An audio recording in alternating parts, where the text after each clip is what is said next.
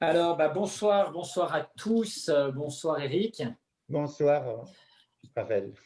Alors ce soir, on se retrouve pour parler un petit peu de l'alimentation vivante. On va discuter un petit peu de ça avec Eric.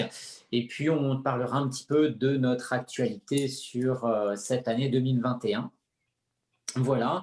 Et bien, Eric, je vais te laisser la parole pour commencer un petit peu, introduire l'alimentation vivante, comment tu l'appréhendes, qu'est-ce que c'est pour toi l'alimentation vivante?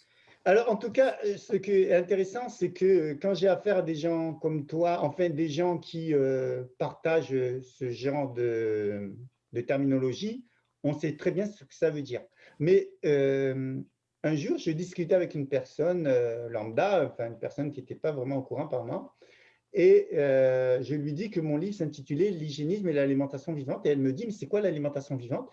Et elle commence à me dire, mais c'est quoi? C'est quelque chose qui grouille dans l'assiette? C'est quelque chose qui est vivant? Elle pensait à des insectes, voilà. Et c'est ça qui est intéressant, c'est qu'en fait, avant même d'aborder un sujet, il faut que les deux interlocuteurs, s'il y en a deux, se mettent d'accord sur la définition des mots. Parce qu'en fois, des fois, et ça c'est intéressant, des gens qui ne sont pas d'accord, tout simplement parce qu'ils ont des concepts différents sur le même mot. Et évidemment que nous, quand on Exact. emploie ce mot vivant, ça signifie que c'est un aliment qui est porteur de vie. Donc, ça veut dire qu'il y a de l'énergie. Même si cette notion n'est pas officiellement reconnue, ben, dans l'énergie de manière officielle, c'est juste les calories qui sont générées par un aliment. Il se trouve que non, il y a sûrement autre chose, des énergies électromagnétiques, peu importe le nom qu'on veut y donner, mais un aliment frais n'a pas le même taux vibratoire, si on veut bien utiliser ce jargon, qu'un aliment cuit ou un aliment congelé. Donc déjà, il y a une énergie. On accepte cette notion d'énergie euh, à différents niveaux. On l'accepte pour nos usages quotidiens, parce qu'il nous faut de l'énergie partout, de l'énergie pour nous chauffer, de l'énergie pour utiliser notre voiture, de l'énergie pour l'électricité, en est un bel exemple. Après, lorsqu'on veut savoir si une personne est décédée ou vivante, on regarde son électroencéphalogramme, donc on voit, euh, c'est bien qu'on fait référence à l'énergie qui circule dans le cerveau. Mais par contre, quand il s'agit d'aliments, la notion d'énergie, à part la notion de calories, elle est inexistante. C'est juste ça qui m'interroge, quoi. Voilà. Donc, quand on parle C'est d'un vrai. aliment vivant, c'est un aliment qui est porteur d'énergie, mais plus factuellement, plus scientifiquement, c'est une alimentation qui est riche en oligo-éléments, en vitamines, en enzymes, en toutes sortes de molécules qui sont peut-être pas très importantes en quantité, mais indispensables pour des processus biochimiques. Et on sait aujourd'hui que quand on est carencé en certaines vitamines, minéraux, oligo-éléments, on va être carencé ce qu'on appelle en infracarence, en subcarence, des petites carences, mais qui, au bout de certains temps, au bout d'un certain nombre de mois ou d'années, peuvent amener à une pathologie grave comme le cancer. Donc une alimentation vivante aujourd'hui doit être composée de fruits et de légumes, entre autres, d'aliments vivants, peu cuits. Alors je ne dis pas forcément à 100% cru, comme le propose le crudivorisme, ce n'est pas forcément adapté à tout le monde, mais les aliments vivants sont indispensables à la santé. Et si on est carencé en aliments vivants, on peut tout à fait, et on remet en cause sa santé. Pour moi, il n'y a aucun doute là-dessus. Je ne sais pas qu'est-ce que tu en penses. Ouais. Bah, moi, alors, pour reprendre ce que tu énonces par rapport au concept de l'énergie, c'est une chose qui n'est pas toujours euh, bien comprise ou bien connue, mais l'univers, tout ce qui nous entoure, en fait, c'est de l'énergie, avec des taux vibratoires différents, vibrations hautes, vibrations basses, selon les éléments, selon les matériaux, selon ce que l'on voit, ce que l'on ne voit pas, les fréquences, etc. Donc, tout, finalement, est d'énergie. Et après, c'est d'arriver à concevoir que finalement, l'énergie, c'est pas forcément, comme tu dis, uniquement calorique, mais qu'il y a des choses qui sont plus subtiles, simplement parce qu'on ne les quantifie pas avec une valeur précise, hormis une fréquence, hein, une émission d'onde, mais hormis cet élément-là, on ne va pas forcément les quantifier. Et donc, ça a le mérite d'être, on va dire, facile à comprendre et en même temps pratique pour évincer certaines choses. Comme tu dis, l'alimentation, on a du mal à dire que c'est de l'énergie. Pourtant, de mesurer une vibration d'une couleur, de mesurer une vibration d'un son, même de quelque chose qu'on n'entend pas, ou de quelque chose qu'on ne voit pas, on sait le faire. Et pour la nourriture, ça pourrait tout simplement être pareil. Il suffirait simplement de dire on étalonne, ce qui a déjà été fait, hein, mais de manière officielle, on étalonne et on dit bah, de telle vibration à telle vibration, on est plutôt sur des vibrations basses qui sont affaiblissantes pour l'organisme, là sur des vibrations qui sont à peu près équilibrées, et là plutôt sur des vibrations hautes. Et le concept en soi, il est assez simple à appréhender et à comprendre, mais c'est simplement qu'on ne veut pas parler de ça pour la nourriture, alors qu'on parle de ça voilà, pour le spectre lumineux, pour le spectre sonore, etc. finalement. Je trouve ce que tu dis intéressant parce que la question qu'il faudrait se poser, c'est pourquoi on n'en parle pas. Parce que scientifiquement, on pourrait en parler. Comment ça se fait, comme tu dis, que cette notion d'énergie, on en parle pour… on sait que le son, c'est une vibration, la couleur, c'est une vibration, on sait que les animaux captent des longueurs d'onde et les chiens sont capables d'entendre des choses qu'on n'entend pas, les ultrasons, je crois. Donc, et pour la nutrition, on n'en parle pas. Et à mon avis, ce n'est pas un hasard. Or, ça, c'est personnellement hein, que je m'engage sur cette interprétation. Mais si on ne s'y engage pas, c'est un intérêt quand même. C'est un intérêt parce que… Bien sûr. Oui, je pense qu'il y a… Vas-y, vas-y. Je me permets de terminer. Parce que si on s'engageait sur cette notion d'énergie, ça remettrait en cause beaucoup de choses. Aujourd'hui, quand on va voir un professionnel officiel de la nutrition, et qu'on lui demande d'évaluer un repas, il va parler de classe alimentaire, il va voir s'il y a des glucides, des protéines, des lipides et des lipides, des glucides, voilà. Et si il a des glucides, des lipides et des protéines, il va valider, il va dire toutes les classes alimentaires sont présentes, donc je peux vous dire que ce repas est équilibré. Aujourd'hui, on a vraiment un problème sémantique parce que dans l'esprit des gens, quand on parle d'un repas équilibré, ça veut dire que le repas est bon. On nous a donné en fait un peu l'absolution, on peut le consommer. Aujourd'hui, si on a cette approche limitative, je ne dis pas que les notions d'équilibre des classes alimentaires n'est pas important. Pour moi, il est important. Ceci dit, si ça se limite à ça, eh bien, on peut valider les repas fast-food qu'on peut remettre en cause en termes de santé, mais on peut les valider parce qu'en fait, toutes les classes alimentaires sont présentes. Et pourquoi? Parce que l'aspect qualitatif n'est pas présent. C'est-à-dire qu'on s'intéresse, on dira oui, il y a des protéines, des glucides, des lipides, mais les lipides, ce sont des acides gras trans, des acides gras saturés. Les protéines, ça peut être de la viande grillée, donc des protéines glyquées, des sucres qui sont porteurs d'acrylamide, et on sait que toutes ces molécules sont génotoxiques. Donc, on voit que si on se limite juste à l'approche quantitative des classes alimentaires, eh bien, on peut passer à côté d'une notion qui est fondamentale, l'aspect qualitatif, et ça permet de valider des nourritures qui ne devraient pas être validées tellement elles sont déplorables pour la santé. Et dès qu'on fait rentrer cette notion de qualité, c'est-à-dire les nutriments, les vitamines, les minéraux, eh bien oui, on parle d'alimentation vivante, parce que ces nutriments apportent la vie, tout simplement.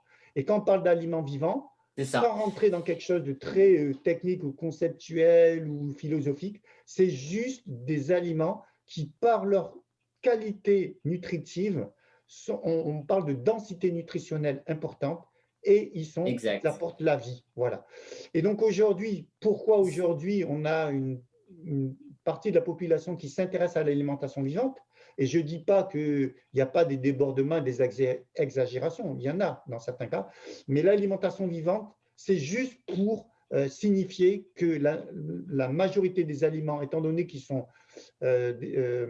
ils ont été trop cuits, ou des fritures, ou des molécules de Maillard parce qu'ils ont été trop cuits, pour les protéines, on dira glycation, pour les sucres, on dira acrylamide, tout ça est des molécules toxiques.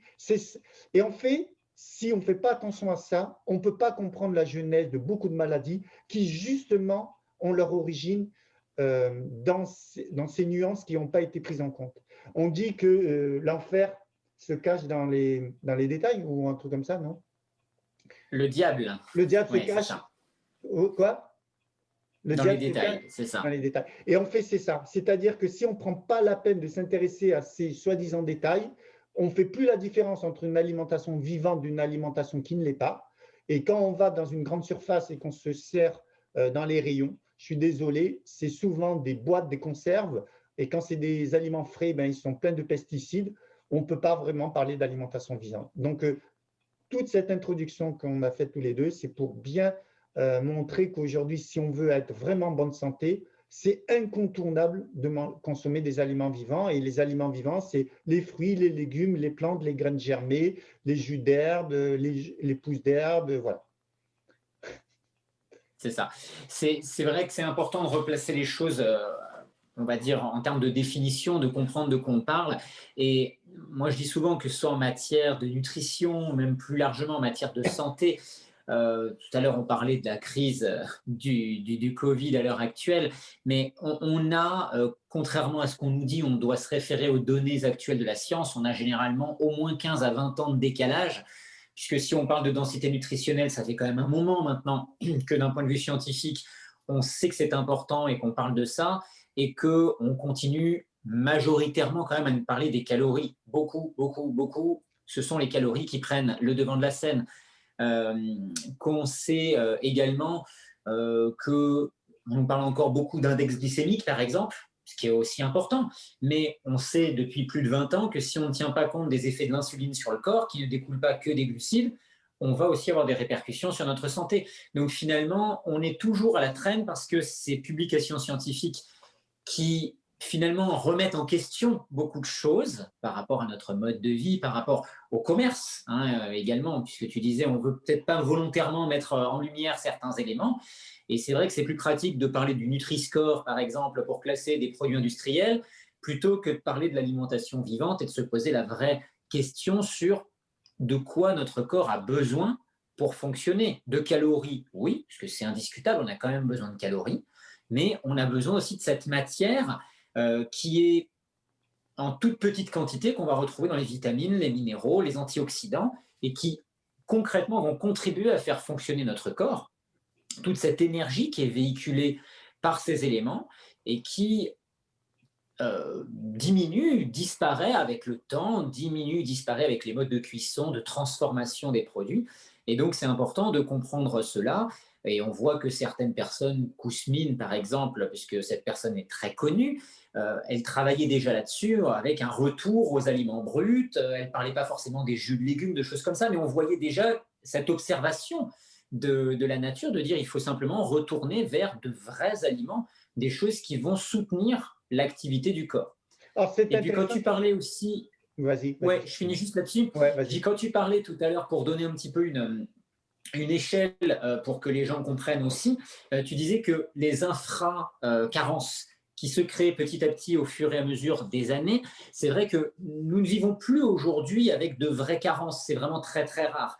Souvent, en effet, ce sont des petites carences qui se créent comme ça, qui s'accumulent avec le temps, qui font qu'une carence en accentue une autre, etc. Parce qu'il y a plein de chaînes en cascade, de réactions chimiques en cascade qui se font dans le corps. Et ce que l'on observe aujourd'hui, c'est que souvent, quand on commence à passer la barrière de 35, 40, 45 ans, on voit qu'il y a une dégringolade au niveau de l'état de santé des personnes. Et on voit au contraire que des personnes qui ont réussi à préserver plus ce capital-là, bah, des fois jusqu'à 60, 70, 80 ans, sont relativement bien. Quand je dis relativement bien, ce n'est pas avec de signes majeurs de vieillissement, d'affaiblissement. C'est ça qui est très intéressant. Et on voit la rupture qui se crée.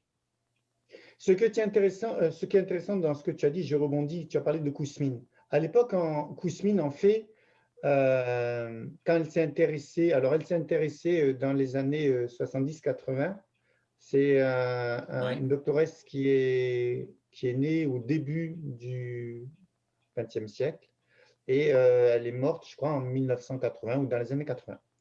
Et c'est intéressant parce que c'est un médecin généraliste qui a obtenu des résultats spectaculaires à partir du moment où elle s'est intéressée. Alors, elle ne parlait pas d'alimentation vivante, mais pourtant, c'est ce qu'elle a fait. Hein. Elle préconisait pas beaucoup de céréales, pas beaucoup de produits laitiers, mais beaucoup de fruits, des légumes. Et puis, elle proposait des complémentations. Et elle a quand même obtenu des résultats spectaculaires, puisqu'il y avait des sclérosés en plaques sur chaise roulante, ils ont pu se lever après. Hein.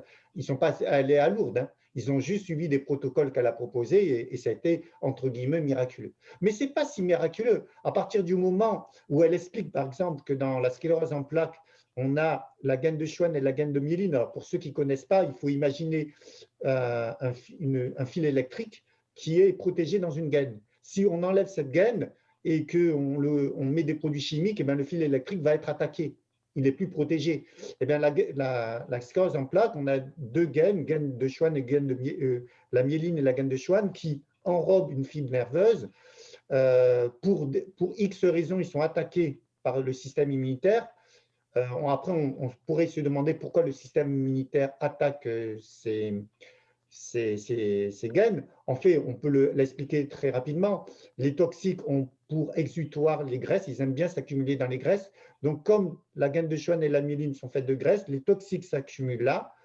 Et si le système immunitaire les repère, il veut les détruire. En détruisant, il détruit en même temps les connexions. La fibre est rompue, voilà.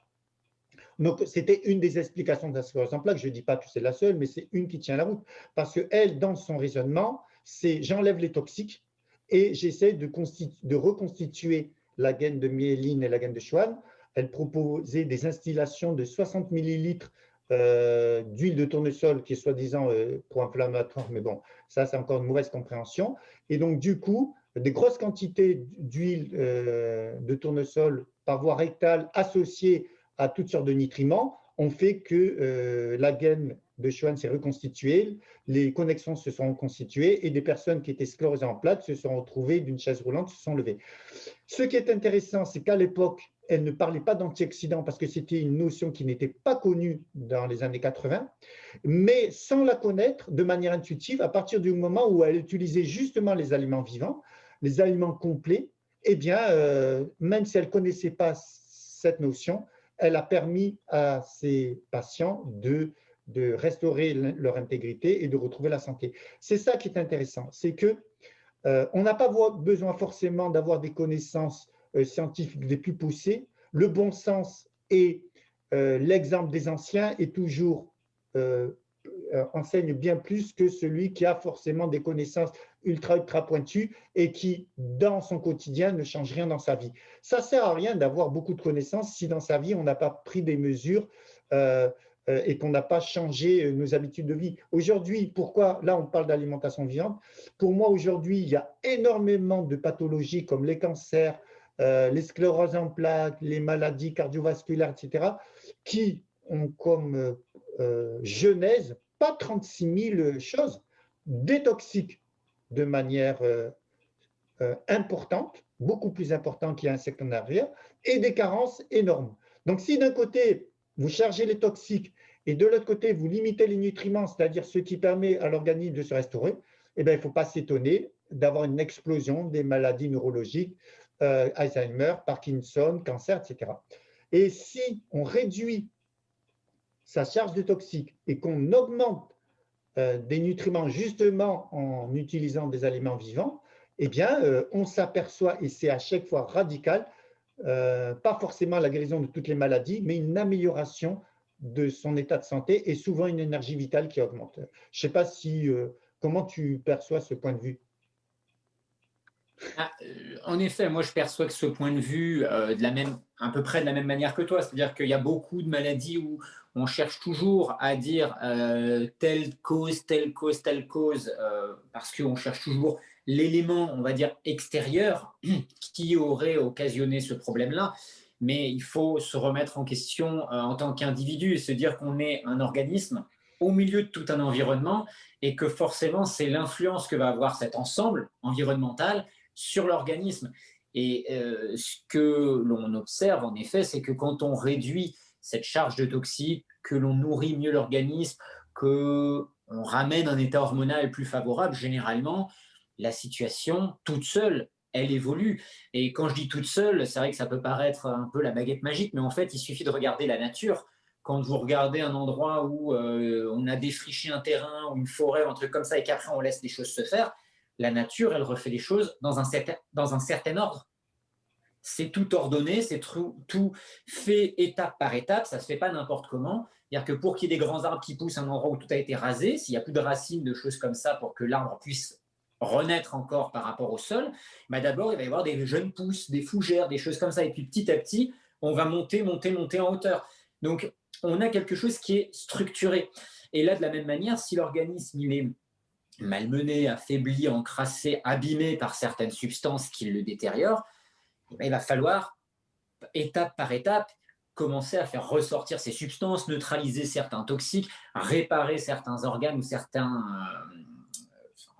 organes au niveau des cellules ou certains organes en tant que tels au niveau du corps, et faire en sorte que tout ça reprenne son fonctionnement. Donc, on le voit en effet pour beaucoup de troubles, ça va plus ou moins vite, mais on voit toujours à peu près une cohérence d'évolution qui fait que on va avoir certains symptômes qui apparaissent, certains symptômes en plus qui s'atténuent, etc. Et après, on voit une régression finalement de la problématique qui était présente. Dans le meilleur des cas, elle est totale.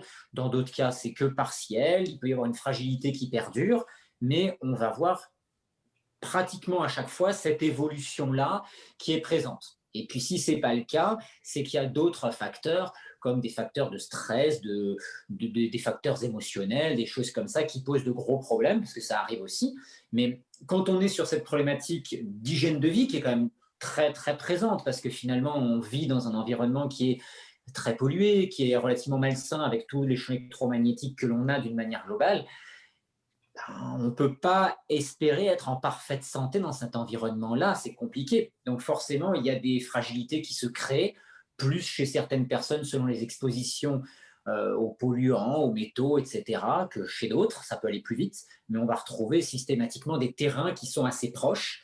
Et puis après, en effet, ce qu'on va observer selon les pathologies, comme tu l'expliquais pour la sclérose en plaques, ben, on va retrouver peut-être plus certains polluants, dans le cancer, plus des problématiques hormonales, en plus de polluants, mais on va retrouver globalement un terrain qui sera quand même assez similaire de carence, d'acidité dans le corps, de pollution d'une Alors, manière générale.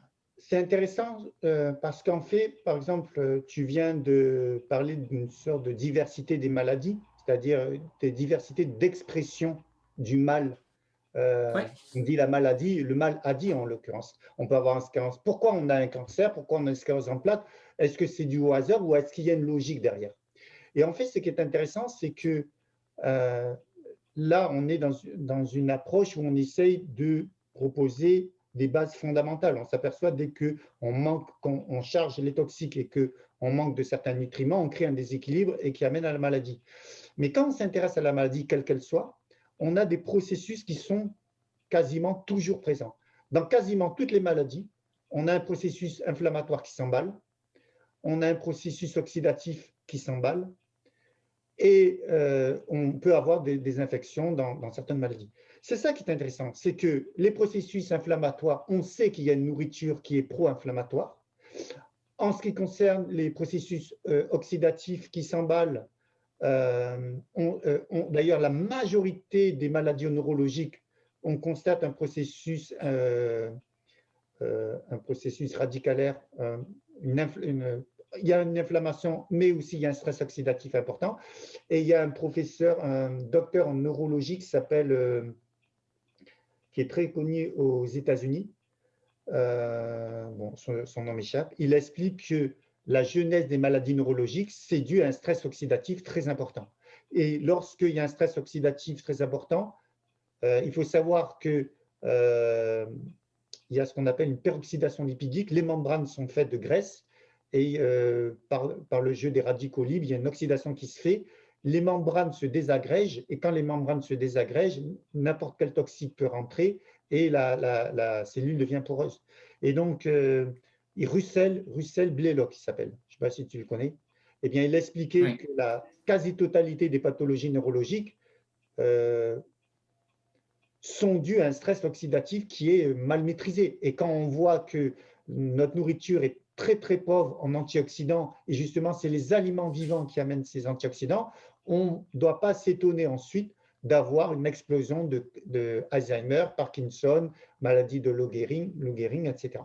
Et c'est ça, ce qui est intéressant, c'est qu'on peut parler des heures et des heures avec une approche hyper scientifique et puis demander des millions et des millions pour essayer de développer telle ou telle maladie, et je n'ai rien contre.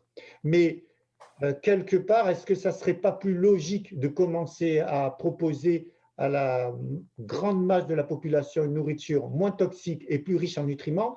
Et je suis sûr, j'en mets ma main coupée, qu'on verrait des régressions spectaculaires de beaucoup de pathologies. Il y a des choses de bon sens qui ne se font pas.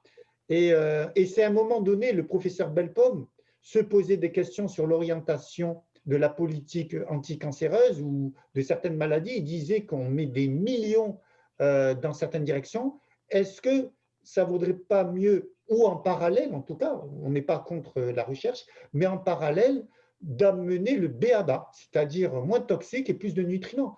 Et tant qu'on ne sera pas dans ce travail de fond, de terrain, à quoi sert de dépenser des millions? Pourquoi? Pour sortir un médicament, une molécule, et laisser les gens continuer à s'intoxiquer et avoir une densité nutritionnelle très pauvre. C'est juste ça du bon sens, du bon sens, du bon sens. Et à mon avis, ça permettrait de résoudre beaucoup de problèmes. Oui, ça permettrait de régler beaucoup de problèmes.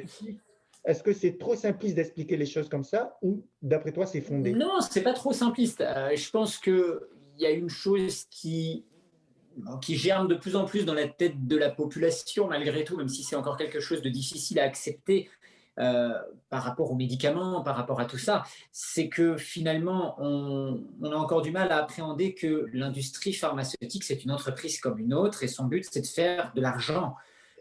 Donc, si elle peut faire de l'argent avec un produit qui se vend bien, elle va faire de l'argent avec un produit qui se vend bien. Donc, les guignols de l'info, quand ils avaient montré le sketch où, en gros, le business model de Big Pharma, c'était que les gens soient malades, parce que c'est là où ils rapportent de l'argent, c'est bête, hein, ça peut choquer, mais c'est aussi la réalité. C'est quand les gens sont malades qu'ils rapportent de l'argent. Donc, on peut comprendre qu'on va mettre de l'argent pour rechercher un nouveau médicament et qu'on va mettre moins d'argent pour faire de la prévention. Et on voit bien qu'on est anti-prévention. Hein. C'est-à-dire qu'aujourd'hui, pour aller faire du sport, par exemple, maintenant, on autorise les médecins à faire une ordonnance pour faire du sport. Mais le sport, on devrait le valoriser sans avoir besoin de faire d'ordonnance. Je dirais que ce soit pris en charge par la Sécu. Donc, c'est tout ce côté qui est, je pense, malsain, c'est qu'on ne veut pas favoriser la prévention. Et que si on parle de bon sens, ce qu'avait fait Kousmine, même sans forcément savoir exactement les choses, en termes de cause, c'est aussi d'observer. Et quand on observe, on s'aperçoit qu'il y a des gens qui vont être en bien meilleure santé que d'autres. Et à un moment donné, il faut se poser la question, c'est pourquoi est-ce que ces gens-là sont en meilleure santé? Qu'est-ce qui fait que ces gens-là vont être en meilleure santé? Comment ils s'alimentent? Qu'est-ce qu'ils font dans leur mode de vie? Dans quel environnement ils vivent? Et quand on commence à aller là-dedans, c'est pas simplement de parler d'obésité parce que les gens sont devant la télé dans des cités, malheureusement, où ils passent trop de temps devant la télé et ils sont amenés à manger des conneries qu'on leur montre à la télé. C'est simplement de dire que les aliments, si on voulait faire un geste, ben les aliments de première nécessité qui devraient être avant tout des fruits et des légumes, devraient être accessibles pour tout le monde. Déjà, ce serait une base très importante pour notre société. Et à partir de ce moment-là, on pourrait déjà voir une évolution, je pense, importante, parce que les gens arrêteraient d'acheter des sodas ou des biscuits qui finalement sont moins chers que des fruits, quoi. En fait, toute la discussion qu'on vient d'avoir, je pense qu'elle devrait encourager chacun d'entre nous à se dire qu'il faut une grande prudence sur les conseils qui nous sont donnés je ne suis pas en train de vouloir remettre en cause l'établissement, les associations, tout ce qui est officiel. Mais comme si je t'ai bien entendu, moi, quelque part, je valide un peu ton discours, qu'il y a quand même des chefs d'orchestre, il y a quand même des gens, des lobbies qui poussent dans une certaine direction. Donc, lorsque on a tous à un moment donné des questions à se poser sur sa santé, parce qu'au-delà de toutes les priorités qu'on peut avoir, si on n'a pas la santé, on ne peut pas vivre agréablement, ou en tout cas, on va avoir beaucoup de soucis. Donc la santé, ça devrait être une priorité, parce que sans santé, on ne fait rien. Est-ce que cette santé, on peut la confier à des tiers? Et dans ce cas-là, est-ce que ces tiers n'ont pas des conflits d'intérêts? Et donc, c'est juste des questions ultra simples à se poser. Et à ce moment-là, toujours l'histoire de bon sens, si mon voisin il est en bonne santé, si je rencontre une grand-mère qui est en bonne santé ou quelqu'un qui vit en très bonne santé, ben, un minimum de curiosité, leur demander comment ils vivent, comment ils font, etc. Et d'ailleurs, tous ces gens-là, des fois, ils ne respectent pas tous les facteurs de santé à 100%, mais globalement, ils ont toujours une trame qui est assez, quand on voit des gens très âgés qui sont en bonne santé, quelque part, il y a du bon sens, de la logique et de la discipline. Eh bien, moi, je pense que euh, c'est difficile parce que toi, à quel titre, même si tu as un diplôme de pharmacien, tu pourras avoir des conflits d'intérêts. Et moi, je pourrais avoir des conflits d'intérêts. Donc, à mon avis, même si on est naturopathie-hygiéniste, même si on est ceci, cela, ça ne suffit pas pour être crédible. Pour être crédible, il faut qu'il y ait de la véracité, mais expérimentale. C'est-à-dire qu'on ne se contente pas de dire les choses, qu'on soit un exemple, qu'on puisse dire pourquoi, expliquer, et qu'ensuite les gens qui mettent en pratique ce genre de conseils voient des modifications concrètes, factuelles dans leur vie. Je pense qu'aujourd'hui, on est dans une guerre de l'information et c'est très difficile aujourd'hui pour quelqu'un d'intègre de se faire comment dire, de faire une opinion qui peut considérer comme juste parce que, à la limite, on pourrait tous les deux être soumis à des conflits d'intérêts et défendre des intérêts personnels dans ce qu'on dit. Donc, moi, personnellement, Tout à je fait. Mais n'encourage pas les gens à me croire ou à te croire. Je pense, voilà. j'encourage les gens à expérimenter ce que c'est une alimentation viande, se documenter, le mettre en pratique et après vérifier concrètement si ça tient la route ou pas. Parce qu'aujourd'hui, on est dans une guerre de l'information où tout le monde essaye de se faire une place. Il y a des enjeux économiques de partout. Et quand ce n'est pas des enjeux économiques, c'est des enjeux d'ego.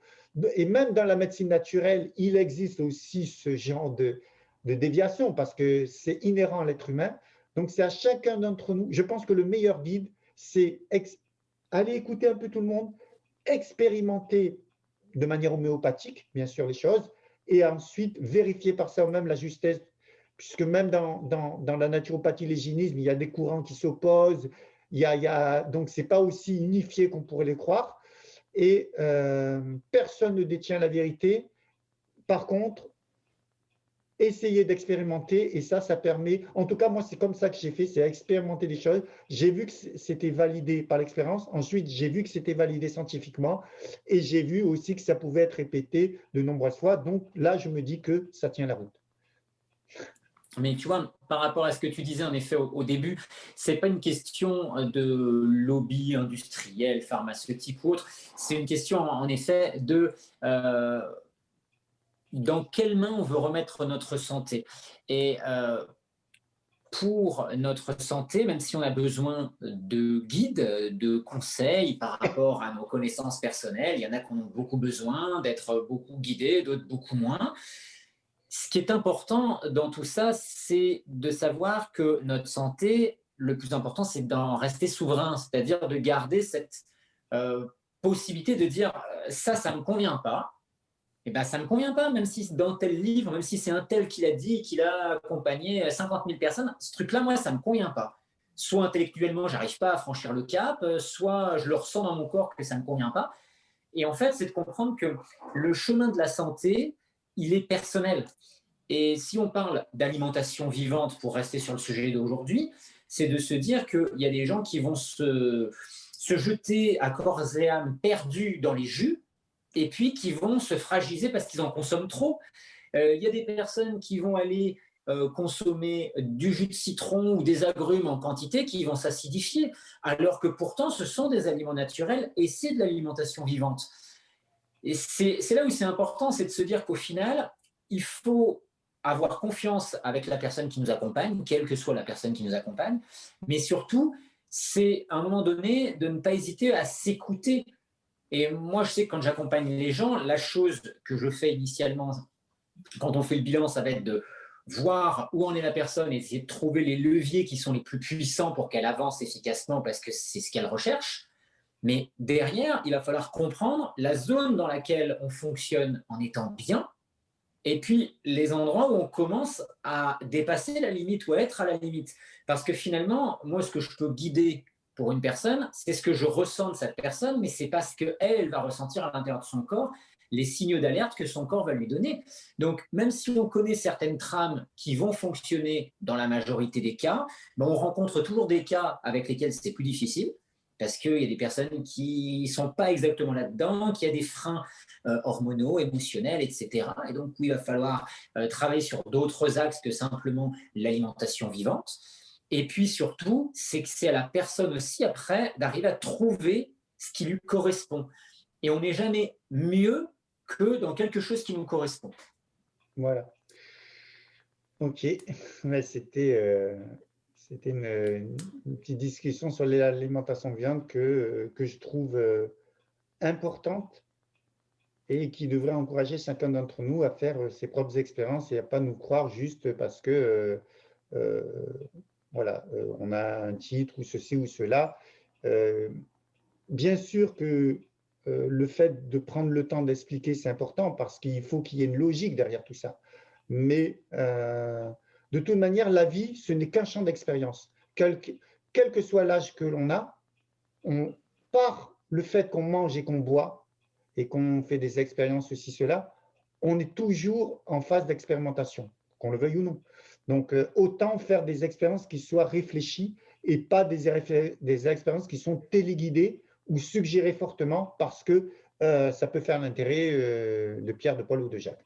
Voilà ma conclusion sur les aliments vivants. Non, mais je pense que voilà, c'est une bonne conclusion, c'est de comprendre, voilà, l'alimentation vivante, elle peut être très variée finalement, parce qu'on peut être beaucoup sur les jus, on peut être plus sur les graines germées, on peut être sur des jus d'herbe ou des jus de légumes, on peut consommer des fruits en plus ou moins grande quantité selon notre tolérance systématiquement. Et puis, comme tu l'as dit au début, on peut aussi faire cuire. Et on le voit dans certaines régions du monde où ils cuisent pas mal en proportion, mais la cuisson reste des cuissons plutôt douces, des cuissons qui ne vont pas forcément trop transformer, trop dénaturer l'aliment. Donc l'alimentation vivante, il y a plein de manières de la construire. Et il faut que ça nous corresponde. Et ça, c'est qu'il n'y a que l'expérience, hein, de toute façon, qui va nous permettre de voir dans quel cadre on se sent bien. Et voilà, je pense que c'est une bonne conclusion de comprendre ça, de se remettre personnellement en question et au centre du problème pour pouvoir adapter son évolution et trouver son propre chemin. Tout à fait. Alors, on va parler pour terminer un petit peu de notre actualité. Je vais y arriver. Donc, toi, de ton côté, tu as lancé ton école début janvier, c'est ça, le 1er janvier, c'était ça? C'est ça, 1er janvier 2021. J'ai créé une école d'hygiénisme et de naturopathie. Alors, ceux qui me suivent, ce n'était pas une surprise puisque j'en ai parlé en 2018. Lorsque mon livre L'hygiénisme et l'alimentation vivante est sorti, après 3 ans d'écriture, très rapidement, j'ai eu des sollicitations pour des gens qui me demandaient si je pouvais leur faire une formation personnelle. Au départ, j'ai dit oui à une personne. Ensuite, une deuxième personne, une troisième personne m'ont fait la demande à peu près à la même période. Donc, pour moi, c'était impossible de créer plusieurs formations pour plusieurs personnes. Donc, après, l'idée m'est venue de créer une école, surtout que je venais d'achever un livre et que j'étais dans une période où j'avais pas de gros projets. Donc, voilà, je me suis lancé dans ce projet. Donc, en fait, j'ai créé une école de naturopathie d'hygiénisme en 2021, donc le 1er janvier. Si tu veux bien, j'aimerais donner quelques points pour… Bah, vas-y, explique un petit peu comment elle fonctionne, les voilà. points importants. Oui, vas-y, vas-y. Voilà. Alors déjà, c'est une école en e-learning. E-learning, c'est un mot anglais, je suppose, qui signifie qu'en fait, c'est une école sur Internet qui bénéficie des technologies d'aujourd'hui. C'est-à-dire que à l'époque, une école par correspondance, on envoyait un courrier, on recevait un cours, on répondait, on le renvoyait par la poste. Aujourd'hui, c'est instantané. Déjà, on a une interface via un ordinateur et Internet. On a des cours, on peut avoir des vidéos, on peut avoir des directs. On peut avoir tout ce que propose la technologie. Et la technologie d'aujourd'hui, par exemple, cette vidéo qu'on fait aujourd'hui, je sais que tu es très loin, je ne sais plus dans quel pays tu es. On est à plusieurs milliers de kilomètres, Voilà, c'est ça, tu as ouais, plusieurs exactement. milliers de kilomètres et pourtant on discute comme si on était, si tu étais en Auvergne, dans mon village, ça ferait exactement la même chose. La technologie permet de rapprocher, il n'y a plus vraiment de distance. Moi, j'ai des gens qui me consultent des États-Unis des fois ou d'Angleterre. Donc, en fait, c'est ça qui est intéressant, c'est qu'il n'y a plus de distance et que on peut avoir, grâce à cette technologie, des connexions qui sont de la même qualité que si tu étais dans ma pièce. Alors, après, on me dit, oui, mais l'école en e-learning, on n'a pas de présence physique. Alors, pour ça, j'avais réfléchi au départ à proposer une école à 100% e-learning et aujourd'hui, j'ai rajouté une quarantaine d'heures en présentiel qui auront lieu en principe à Marseille. Ce n'est pas encore définitif, où les gens vont se voir réellement, il y aura des cours et ça sera surtout, cette partie en présentiel aura lieu à la fin de la formation pour travailler tout ce qui est l'optimisation d'une consultation. Parce qu'à quoi ça sert d'avoir toutes ces connaissances si on n'est pas capable ensuite d'adapter ces connaissances en fonction des personnes que l'on a en face. Donc pour moi, optimiser une consultation et jouer et jongler avec toutes ces connaissances, ça sera l'objet de ces 5 jours de présentiel dans une salle en présence des gens, en présence physique des gens. Et puis, bon, ça permet de corriger un peu ce qu'on pourrait reprocher à une école en e-learning, c'est-à-dire qu'il n'y ait pas de contact réel. Mais en tout cas, il y aura un forum, disons que je souhaite vraiment que ça soit une école dynamique où les élèves puissent échanger entre eux. Il y a une notion sur laquelle j'insiste, c'est que, alors je me suis inspiré d'Albert Jacquard, je ne sais pas si c'est un scientifique que tu connais, Oui. qui a expliqué qu'en fait, un des mots qui entraîne beaucoup de tensions au niveau des gens et dans la société, c'est cette notion de compétition qui est beaucoup mise en avant. Et quand deux personnes sont en compétition, ils n'ont pas forcément envie de partager, puisqu'ils essayent l'un essaye d'être meilleur sur l'autre. Donc cette notion de compétition, pour moi, c'est assez délétère. Et j'essaierai plutôt d'encourager les notions d'altruisme, d'entente, de travail ensemble, d'empathie, d'écoute, qui, à mon avis, sont plus synonymes d'une bonne qualité relationnelle que la compétition. Après, alors, dans l'école que je souhaite proposer, j'insiste sur le fait que je mettrai l'accent sur les fondamentaux de l'hygiénisme de la naturopathie, en faisant référence aux anciens, tout ce qu'ils ont pu nous apporter. Ensuite, malgré tout, il faut savoir que ces connaissances ont souvent un siècle en arrière pour des personnes comme Shelton. Et en fait, il y a des choses qui sont aujourd'hui scientifiquement un peu erronées ou qui sont un peu floues, qui manquent de justesse. Donc, pour moi, c'est important de dépoussiérer un peu, d'enlever enfin pas d'édulcorer, mais justement d'enlever tout ce qui pourrait être obsolète, dépassé ou un peu flou, et le tout associé à des connaissances scientifiques des plus pertinentes et des plus récentes. Voilà. Donc, c'est une école qui va proposer tout ça sous forme d'échange via une plateforme et on essaiera constamment de faire évoluer l'école en termes de connaissances.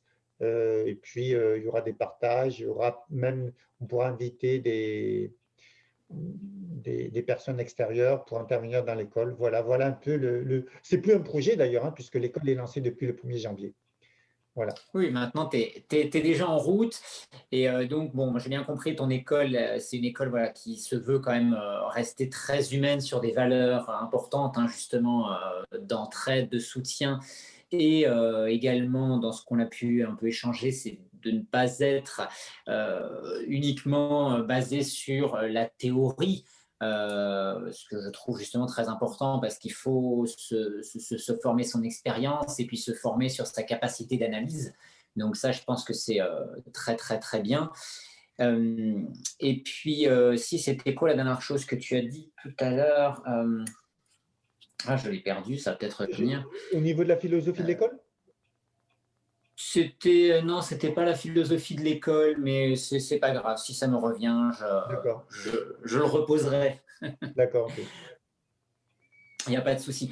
Mais en tout cas, voilà, c'est une école qui vient donc de démarrer. Et ah oui, c'était ça. Donc, tu m'as dit tout à l'heure, voilà, qui était ouverte toute l'année, donc que tu pouvais accueillir des personnes qui arrivent tout au long de l'année pour commencer leur formation. Voilà, Alors, il y a deux choses, je te remercie d'appuyer sur ce point. Il y a deux choses qui sont importantes. Déjà, il n'y aura pas de session dans le sens qu'il y a des écoles qui vous permettent d'accéder soit en janvier, soit en septembre. Voilà. Dans cette école, on pourra s'inscrire du 1er janvier au 31 décembre parce qu'elle a été créée et pensée pour fonctionner comme ça. Et ensuite, c'est une école où je ne mettrai pas de filtre en termes de diplôme. Il y a certaines écoles qui demandent le bac ou le niveau bac.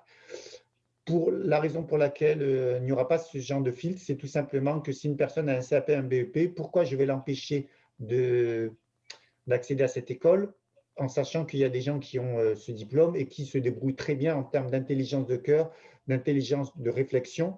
Et c'est pas forcément, alors je ne critique pas ceux qui ont bac plus 10 ou plus 15, etc., mais ce n'est pas forcément un gage d'ouverture d'esprit d'être super diplômé.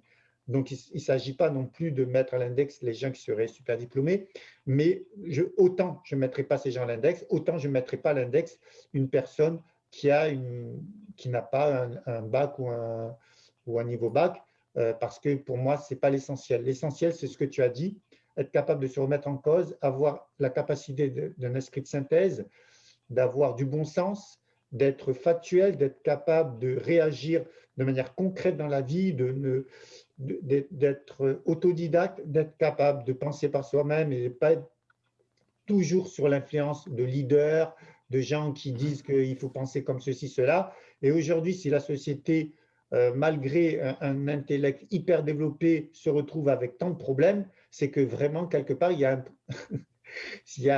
quelque chose qui manque.